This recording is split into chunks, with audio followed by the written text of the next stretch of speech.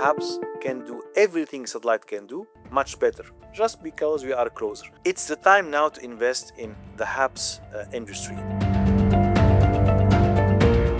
Today, I'm chatting with Mohamed Slim Alouini, professor of electrical and computer engineering at King Abdullah University in Saudi Arabia.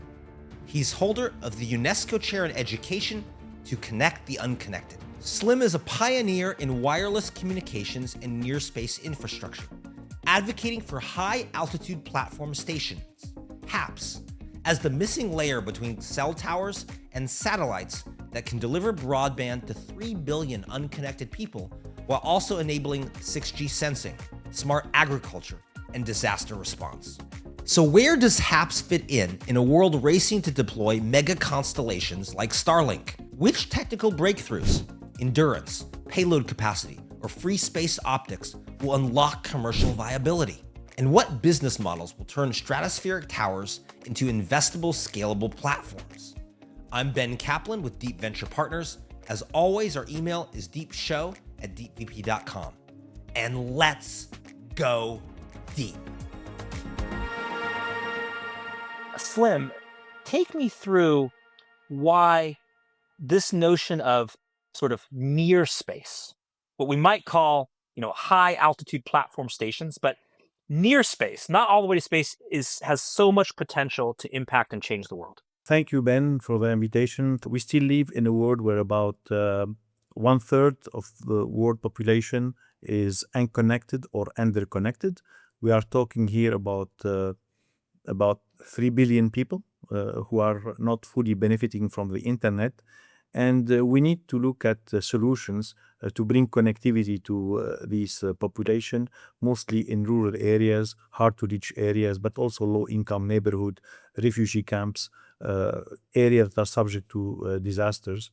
Of course, we are all familiar with the satellite solution that of course are bringing great essentially I would say addition and are able to connect many of these population, but that's not the ultimate solution.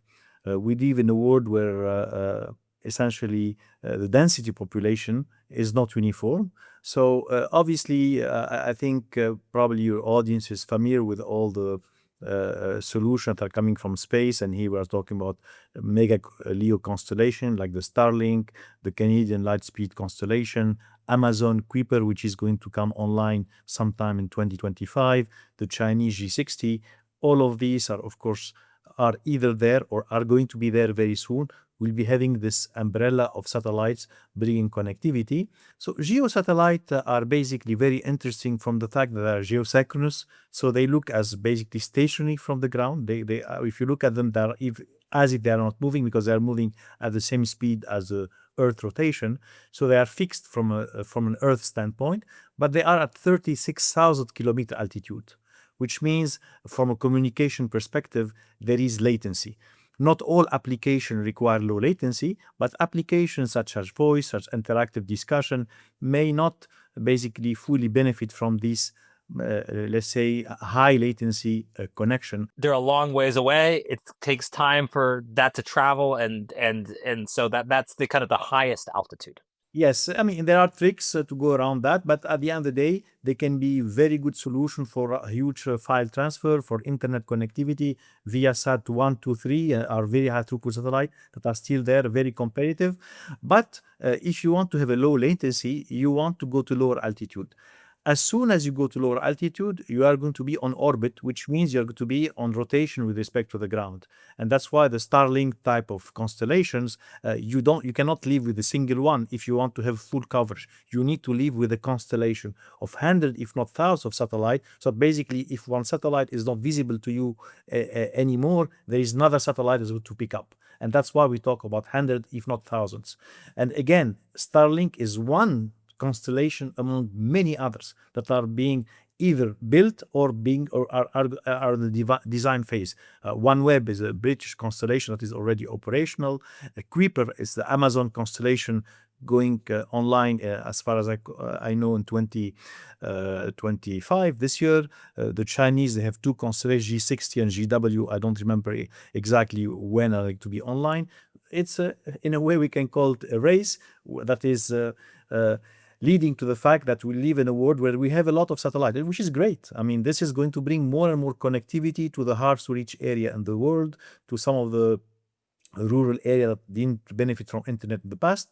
Nonetheless, I believe that this is not the ultimate solution, in the sense that we live in a world where we don't have the two only extremes. And by the two extremes, I mean we don't have downtown, which is of course an important special case with a high density population. And It's not just an urban area with a tower that's providing connectivity, and then an orbit in near space providing connectivity. There's different altitudes in between that might have different purposes in bringing communications to a greater population. yes, so what I'm saying, the two extremes is a downtown, highly dense urban environment, and in this case, obviously, a base station attached to a tower is the way to go. And then the other extreme here is really deep rural, maritime environment, very low dense population. That's where basically you want to use a Starlink type of solution. In between, when you have medium density population, you want to basically have airborne platform at a lower altitude. Like when you talk about, for example, LEO constellation, we are talking about 600 kilometer type of altitude on orbit. When you talk about near space, and now going back to your question, we are talking about the stratosphere, roughly 20 kilometer altitude. When you are at 20 kilometer altitude, you are not on orbit, you are not in space. You are still in the air, if you will. You are still in a quasi-static type of essentially position. And that's why it's called HAPS. So HAPS stand for high altitude. So the HAPS that I'm illustrating here stand for high altitude platform station. Some people like to call it high altitude pseudo satellite. In between the sort of like low Earth orbit satellite and then the tower in the city are basically unmanned aircraft, whether that's more traditional like a UAV, which would be more like a drone, a tethered blimp, or one of these sort of what you're describing, these HAPS. And all of that has different coverage radius, different altitudes for different densities of population. Exactly. And that's what I'm trying to argue for, that essentially different coverage requires different altitude, and perhaps may be a good solution for different type of, let's say, environment. And that's why we view it as a potential interesting and disruptive technology for the few coming years. So here I'm kind of showing an area that is subject to a disaster, because when we talk about connected and unconnected, of course we talk about rural area, developing countries, but we tend to forget, those of us who live in a very well connected environment, that this connectivity can be lost overnight because of an earthquake or a volcano eruption or a flood. Which means that this HAPS can bring connectivity to these, let's say, people that have been relocated to a refugee camp, and their connectivity is coming now from the sky. But the HAPS is there not only for connectivity. You can attach to it a camera, and it can be used for border control. You can attach to it a Lidar, so it can be used for environment monitoring. It can also be used to connect not only people but device, like for smart agriculture, to measure the level of humidity, moisture, etc. So a HAPS is an infrastructure that has a payload and that can be used for multiple missions.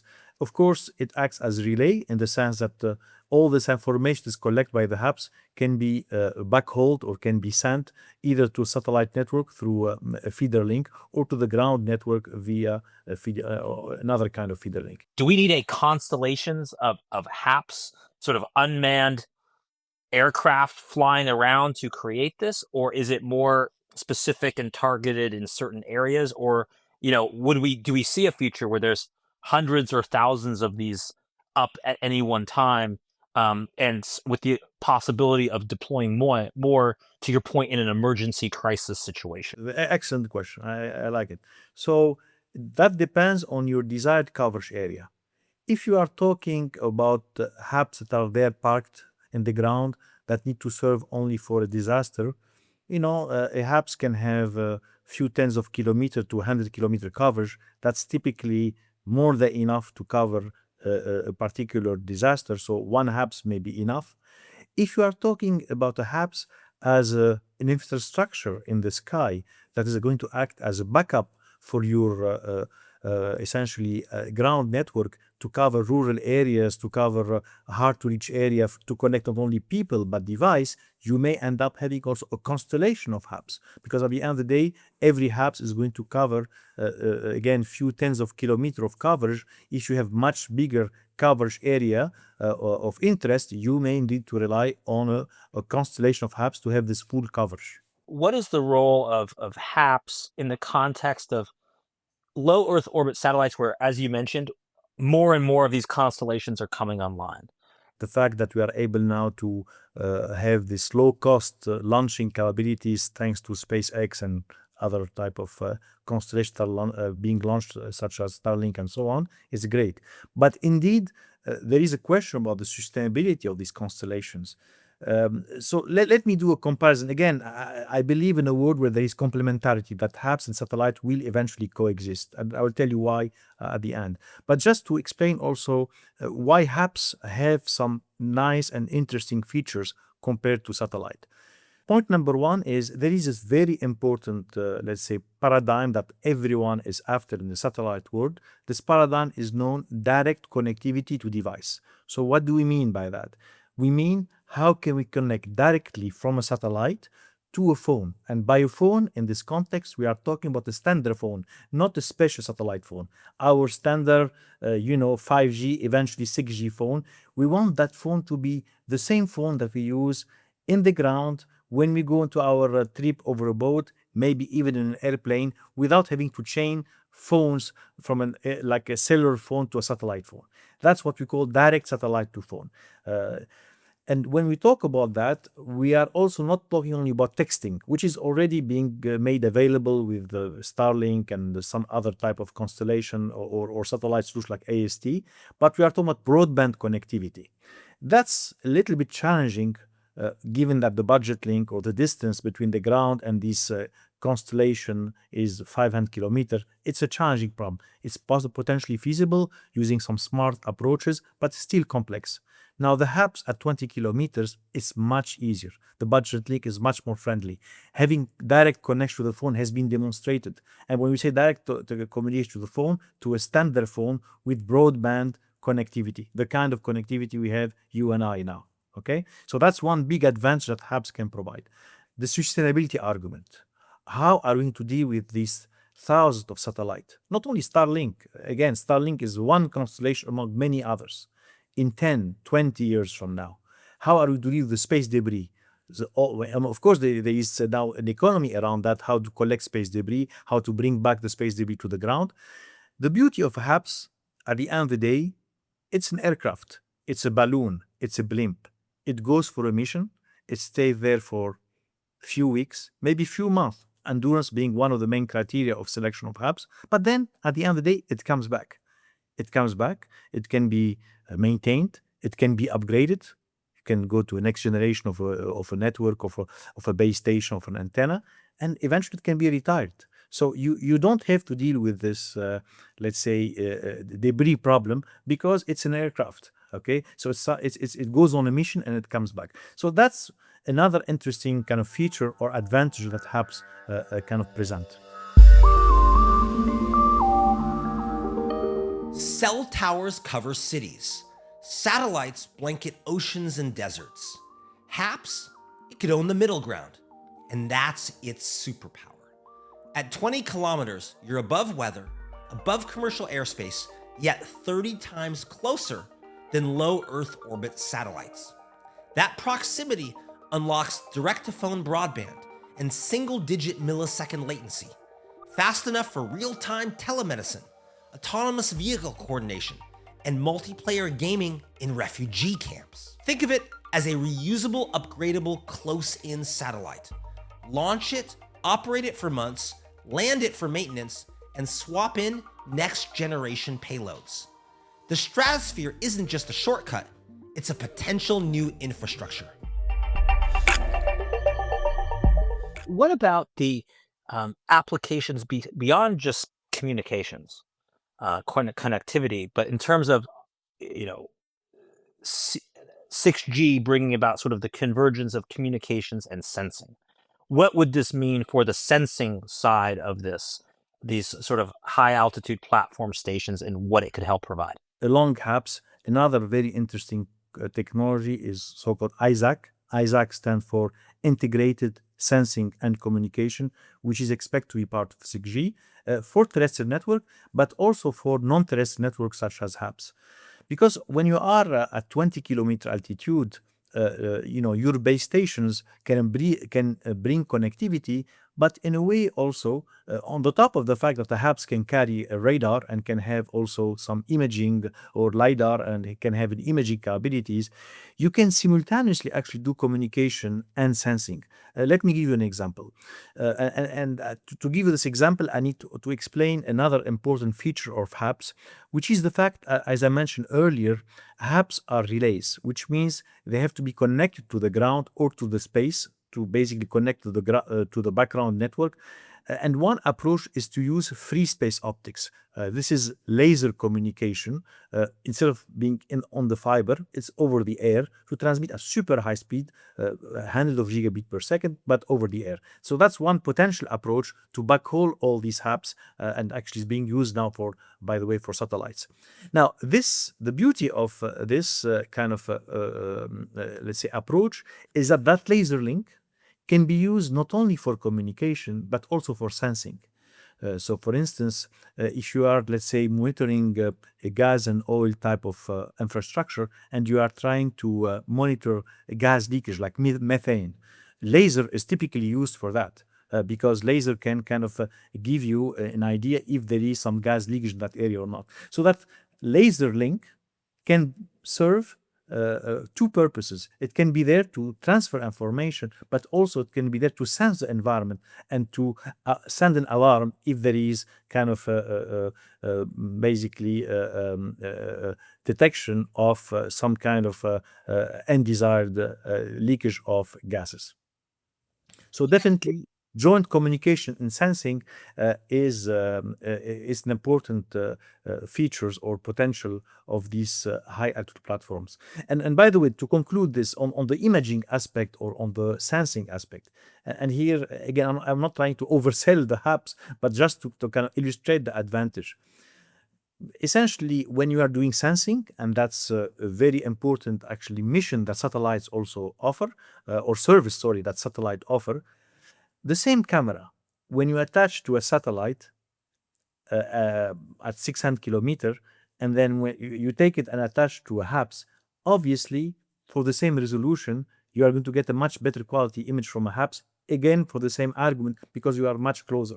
So any imaging or sensing done from lower altitude, from the near space type of environment, is going to give you more accurate, higher resolution, better quality type of information or images. And what about the applications to other emerging technologies in important sectors? I mean, one would be agriculture and food, for instance. What does this have for that, or environment and sustainability in terms of the sensoring, the monitoring side? What will this enable? Maybe not on its own, but in conjunction with other advances like smart agriculture. We assume that we have IoT device on the ground, maybe to sense humidity levels, level of basically soil type, and they are sending information in real time to this HAP. So it can be used in a smart farming, smart agriculture type of scenario.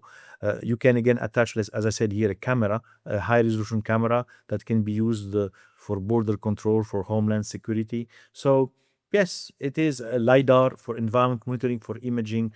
At the end of the day, the way I like usually to explain this to kind of a general audience, HAPS has been sometimes connected only to connectivity and to the Google Loon project or to the Facebook at that time, Aquila project.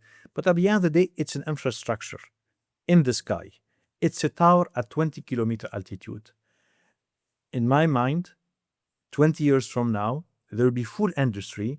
Their only job is to basically build these hubs, and maybe maintain them and run them, and then they give you a payload. Let's say a 30 kilogram with a certain number of constraint from a size and power, and then you can design your payload as you like. Maybe you can put a radar, you can put a camera, you can put a base station, you can put a Lidar, and then you can run that space at 20 kilometers for whatever application you want to pursue. So, and just to conclude on this, an interesting observation I have seen over the last few years, and maybe most people don't know that, in the cities, the cellular network, of course, has to rely on towers, as we said earlier, right? But often these towers are not owned by the mobile network operator. They're not owned by the Sprint and the Vodafone of the world. It's a different business. There are people, their business is to select sites where they will put their towers. They will make sure that these towers are maintained, they are clean, they are basically up to the standard. There is enough power in this tower, there is enough height. And the mobile network operator will just rent that access to the tower and attach their base station.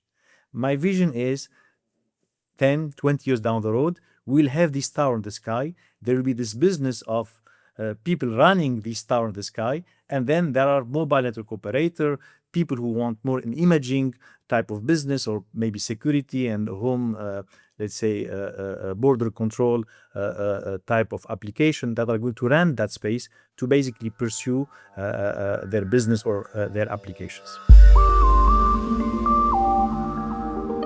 Here's the challenge not enough people are talking about. Keeping a HAPS aloft for months demands kilowatts of power, more than solar panels alone can generate at scale. But could a solar farm or hydroelectric plant on the ground use a high-power laser to beam power to a HAPS hovering 20 kilometers overhead? The HAPS would convert incoming photons to electricity, powering both its propulsion and payload. Is it proven at scale? Not yet. But if it works, we've just solved the HAPS endurance problem and created a new category: aerial energy infrastructure. The race is on, and the winners will own the high ground, literally. What other business opportunities do you think investors, companies would be wise to pay attention to in regard to high altitude platform stations continuing to evolve, grow, and develop?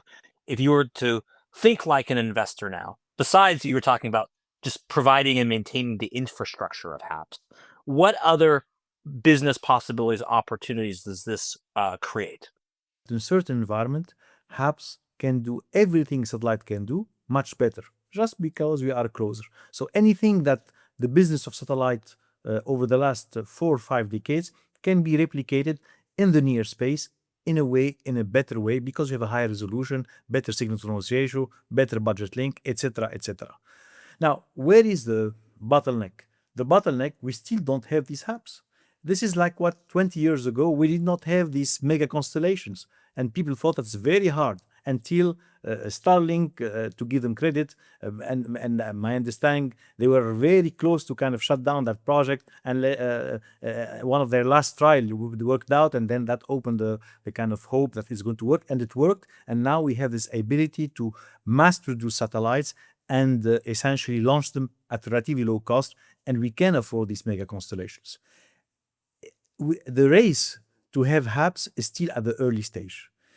We had projects that didn't, let's say, work very well, because in a way they were kind of pilot projects, and they kind of show that we can communicate from the stratosphere, but we still don't have a reliable HAPS. So it's the time now to invest in the HAPS industry. And there is a HAPS Alliance. I am part of it as an academic member, but of course, there are giant in that HAPS Alliance, people really in aerospace, trying to, some startups, some more established companies, trying to basically build HAPS. There is Sky in the United States, Stratospheric Platform in the UK, basically companies specializing on building HAPS.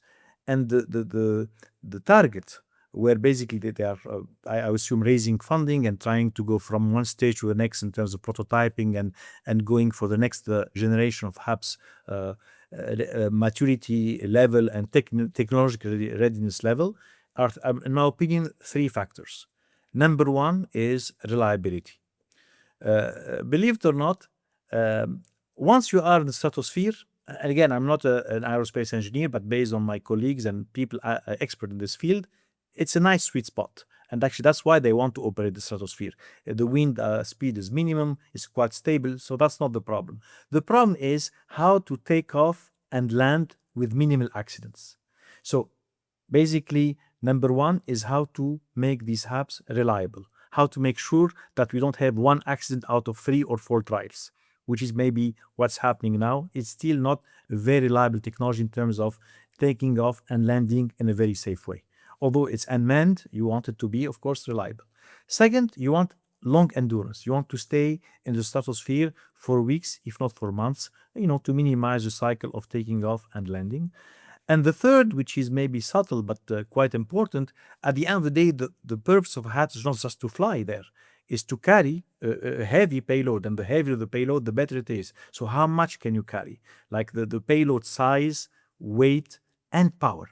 And how can you generate kilowatts in the stratosphere through solar energy or through hydrogen fuel cell? Usually it is always a green solution because it has to be over weeks and months, so we are not using kind of fuel or gas. So these are the 3 challenges where investment are needed to kind of make HAPS mature, available, and eventually massively deployed, hopefully in 10-20 years down the road.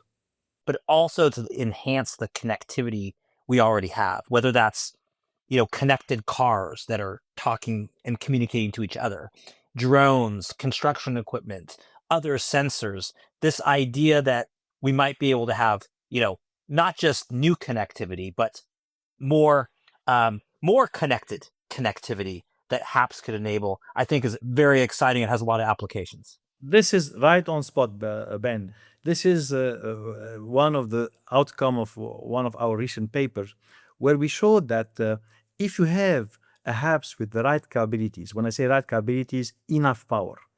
Basically, as you increase the power that the HAPS can generate, you start by initially connecting the unconnected and rural areas, but eventually you start offering better connection to people who are already connected, which means there are people who are connected in cities that are at the fringe of connectivity. They have an obstruction between them and their base station, or basically they are really at the border of the city. But when there is an option of connecting either to their terrestrial base station or to the HAPS, there are some instances where the HAPS connection will be more favorable. And that's why this goes along what I had the paper I wrote like in 2019, 2020, and the title of the presentation or the white paper at that time was 6G towards connecting the unconnected and super connecting the connected. And to me, that is actually what the HAPS can offer. It can indeed bring connectivity to this suburban, rural, hard to reach area, but it can also offer better connectivity for people who are already connected, but that would like to have a better connectivity along new application like such as flying taxis, this 3-dimensional network where we are going to be connecting not only people on the ground, but also maybe people also flying themselves in these kind of drones at 200, 300 meter, IoT device, and so on and so forth. So yes, indeed, you can have this paradigm thanks to this near space availability that can give you this, let's say, broad coverage from a single location. Our vision is down the road, we'll be talking about stratospheric constellation, like we talk now about LEO constellation, okay, like Starlink. We are talking about here HAPS constellation in the near space at 20 kilometer altitude, bringing connectivity, but plus many other things, as I mentioned earlier. This connectivity is not only for people, but also for IoT, for machines, actuators, sensors in remote areas, but also in suburban, even in urban area as support or extra support. And the other emerging technology that is going to hopefully strive or find an opportunity to basically become, let's say, more massively deployed is, as I mentioned earlier, free space optic, which is being used, by the way, now by Starlink and the Constellation. This is interconnecting these HAPS with laser links and connecting these HAPS either to the satellite constellation or to the ground so that they can access the internet backbone through also laser links. That's the vision. It's like taking the cellular network in the ground to 20 kilometers with a different scale. That's a little bit the vision that we see for the evolution of some of our network in, let's say, 2040, 2050. Well, it's going to be exciting to watch, and certainly a lot of opportunities for businesses, startups, and investors along the way. Thank you so much. Mohamed Slim Alouini, professor of electrical and computer engineering. Thank you so much for joining us on Deep. Thank you, Ben. Thank you for the invitation. This episode has been brought to you by Deep Venture Partners, an emerging venture capital fund in Silicon Valley. Get show notes, transcripts, helpful links, and more at deepvp.com.